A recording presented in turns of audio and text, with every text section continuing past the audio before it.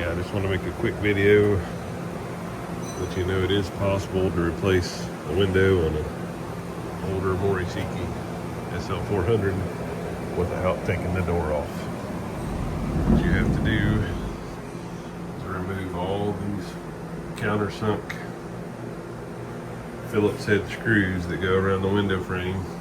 There's also one up here in the corner and one in the top middle. You have to close the door. You also have to take this trim piece off that goes from the angle right here down to the bottom. Close the door about to there. Block it with a C-clamp or something. And from inside the machine, this whole panel will come in like this when you have the door closed.